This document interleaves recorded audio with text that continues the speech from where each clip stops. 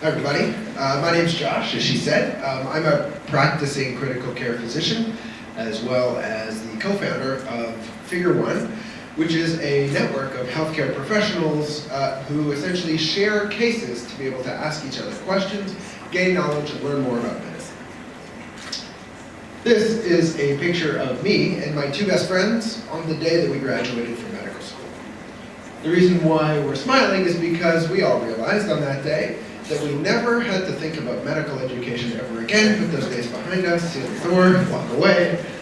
But really it actually represents the moment where I started to think of myself as an educator and no longer think of myself as a student. And that's sort of a weird transition because in medicine you really do expect to learn throughout your entire career. Right? Everybody who's been through any form of healthcare education knows that healthcare knowledge changes. And the half-life of medical facts is about 25 to 35 years, and half of what I've learned in medical school is already decaying. So I need to continue my education through lots of different ways. And it's my perspective that we don't need to uncouple medical education that you get in your classroom when you're in med school from the medical education that you learn every day as a practicing physician. Those two things should be the same pieces of information because they are relevant to you. Now, the language you might use would be different, but the content is the same. The next day, well, it's not the next day, but for the purposes of the narrative, the next day, we were in the hospitals, and we were residents, and we were standing in front of patients who we didn't know, who had complex illnesses we didn't understand.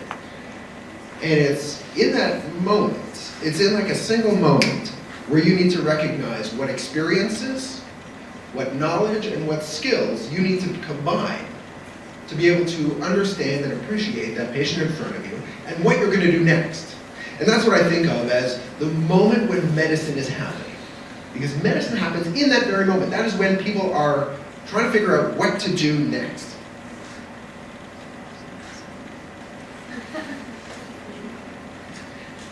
And it's been through a series of disappointing events through my life that I have come to the conclusion that medical education needs to be a lot more in line with the way we actually practice, and not simply a series of lectures, syllabus, and articles for you to read. The idea that seeing actual patients is what teaches you medicine. This was one of the disappointing experiences that I'd like to tell you about. It was when I was chief resident in the internal medicine program. And I was on the undergraduate medical education committee. The director of the committee stormed into the room and he said, all of the medical students are cheating on their OSCEs. All of them? Does everybody know what an OSCE is, by the way? So most people probably don't, some of you are nodding. Essentially, an OSCE, well, it stands for Objective Structured Clinical Exam. And it's a type of exam where medical students go into a room and there's a simulated patient scenario. They have to interact with the patient, and then they have to answer a question and then leave. If you remember the episode of Seinfeld where the gonorrhea issue kept happening and he kept being cast as the gonorrhea patient, that's what this is like. I mean, that's the type of experience. Although, you know what? The meetings were not that pleasant either. So we were in this meeting and they were explaining why they thought all of the medical students were cheating. Well, what they had done was they had taken all the previous year's tests, all these stations from the OSCEs, and they had compiled a long list of stations that they thought would potentially be on any OSCE. And they built a wiki, which is like a perfectly sensible thing to do. But now, they had all the possible stations with all the answers that they needed, and the committee was super mad because now the students were going to do well on the test. When I pointed out the sheer ridiculousness of the scenario, that the students were doing exactly the jobs that these educators wanted them to do, they got, well, unhappy.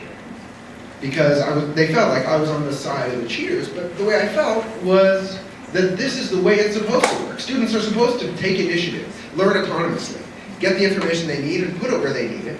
And these educators perhaps were more interested in the way that they were teaching than they were about whether or not the students were learning the material. And I think this comes down to the idea that we haven't yet found a way to meet the needs of today's learners, right?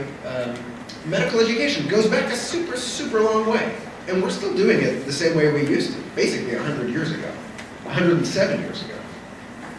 And the reason for that is mostly because we haven't thought about the way information is delivered these days, right? The internet has taken all the data and all the knowledge, basically all of humanity, and it has atomized it into these tiny little pieces of information which can now be disseminated and distributed everywhere.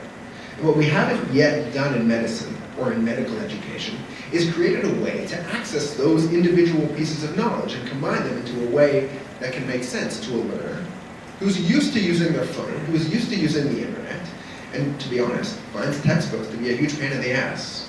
But then again, who didn't find it to be a pain in the ass? So we're still stuck in the old era, and whose fault is that? My grandfather. No, I'm kidding. That's Abraham Flexor. He was a medical educator who in 1910, 1911, toured around all of the medical schools in North America. And he wrote down the way that students were learning and the way that lectures were classified. And it was mostly this model of the first 2 years of medical school, you sit in class. The second 2 years of medical school, you follow a doctor around. And he wrote that to sort of describe what was happening in medical education. But what had happened instead was that people took that to be a prescription for how to create the best version of medical education. And so now, for 107 years, we've been doing that. But that's not what he meant.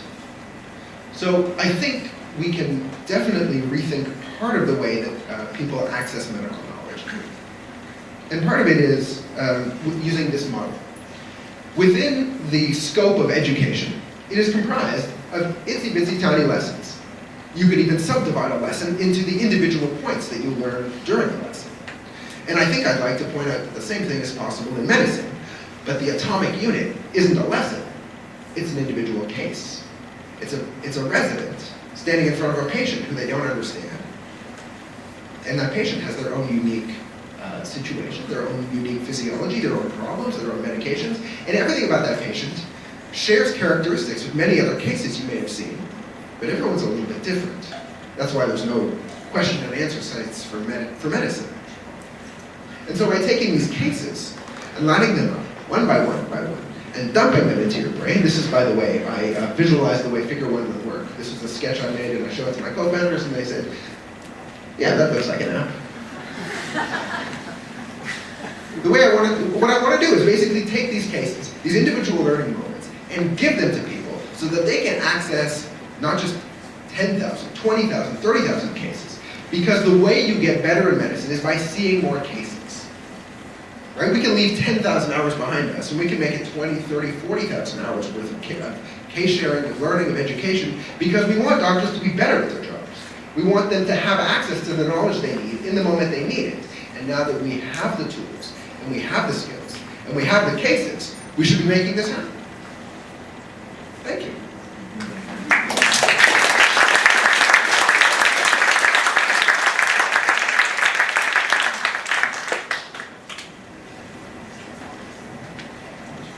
Hey. Everything's case study. There's a case we made for basic education to basic level physics chemistry. I don't know how to finish that. We're going to do everything on a case study basis. One more basic education. So the question is, if everything's based on a case, then what do you do about the underlying education that you need to be able to contextualize and understand what's going on? The way we build cases on Figure1 is that you can upload a case, or you can encounter a case using the app. And in that case, people are expected to discuss. And in fact, when we first started, I thought that the most valuable thing was going to be this amazing image library of tens or hundreds of thousands of amazing things in medicine. And we'd be able to license them, and we'd be able to make millions of dollars, and it was going to be amazing. But it turned out that the most valuable thing is people talking to each other. Is people asking questions. I don't understand why this, why that. Why in this case would you give bicarbonate, but in another situation you would use saline? and other people explain, and they understand. I mean, part of this is based on the idea that in medicine, like medical education has always been a team sport. For anyone here who's been through that, you know that because you studied in groups when you were an undergrad and like the first few years of medical school, and then when you were in the clinical, you followed around your team of like 8 people, and you all talked about everything together. And once you are not the most junior member of the team, then it's your responsibility to educate the person who just joined. And so this idea, this concept of like working and learning together is built and baked right into our product because it's built and baked right into the way people practice medicine. Hey. So I have a goddaughter that's currently in medical school. Congratulations. I'm actually appalled with just the way that they think about, I mean, you're right, it's a 170-year-old model and they're not evolving. And so there's this whole body of AI work. Your company's doing some really interesting things. There are many others. Do you see a day where Watson is the first line and then the human takes that information and tries to rationalize it? And what's the line between kind of the human brain and the way that you're taught to manage the patient and the clinical way to kind of treat, solve, address? Thoughts? So boiling it down, your question is basically how do you reconcile the advancements of artificial intelligence and machine learning and insert them into the typically human-oriented space of medicine? What's the unicorn? What do you need to do to get a medical Right. degree? What's the right way of kind of applying those two things? Well, I think I can speak on behalf of the scientific community to say we're still working on the answer to that. But I'll give you my thoughts. First of all, it's not going to be Watson, it's going to be Figure1. And second of all, I think the idea is not machine only and not human only, but a hybrid of those two. And we're just at the dawn of this era of AI and humans working together. I think that there's a lot of rote and repetitive work that occurs in medicine that's both fatiguing our brains, but also fatiguing the physicians who are forced to do way more paperwork than they need to do. Same goes for nurses, the same goes for any allied health professional. And so part of that, in what we're seeing as we automate tasks, is that people start to regain the joy of medicine.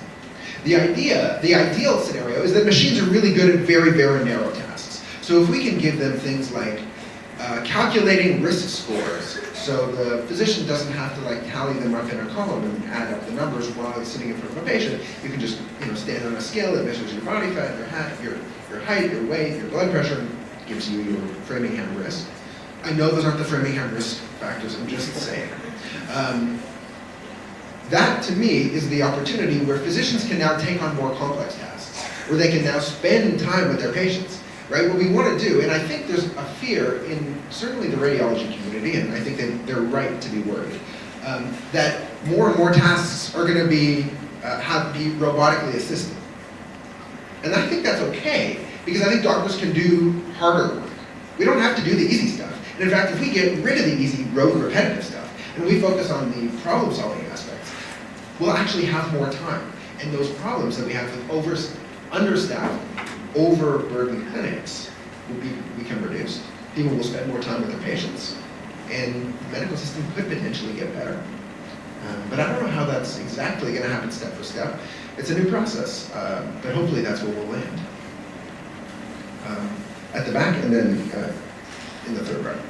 So as a pharmacist, if I have a question in like a community setting, I kind of wanted to answer fairly quickly because I have a patient in front of me that wants the prescription filled in a relatively quick time.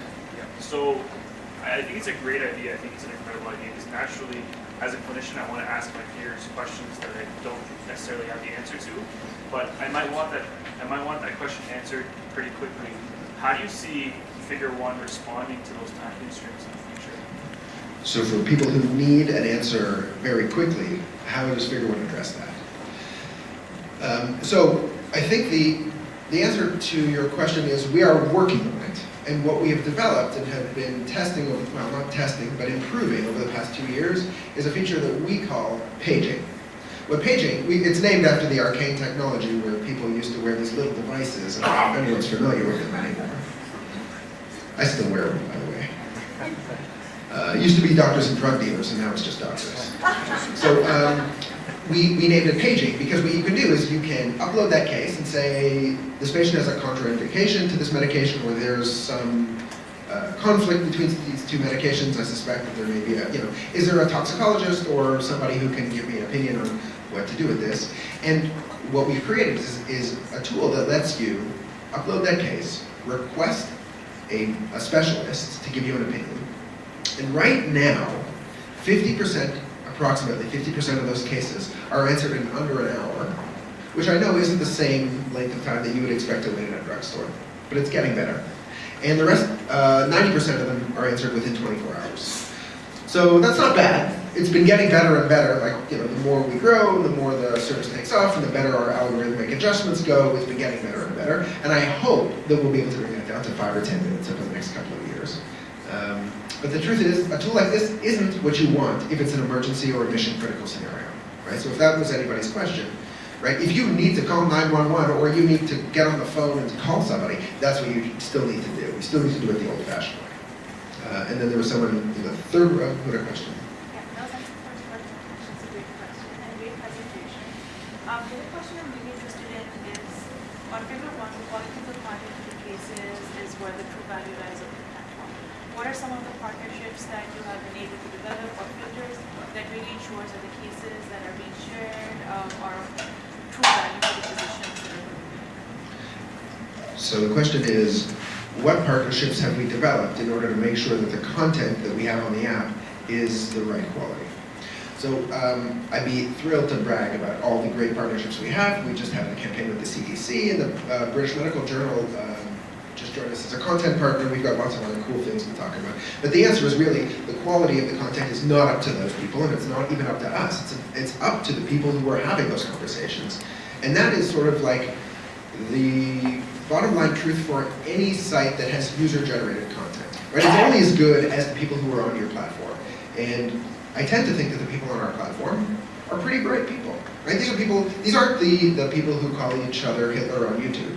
I mean, maybe some of them are, but most of them have, like, a lot of education.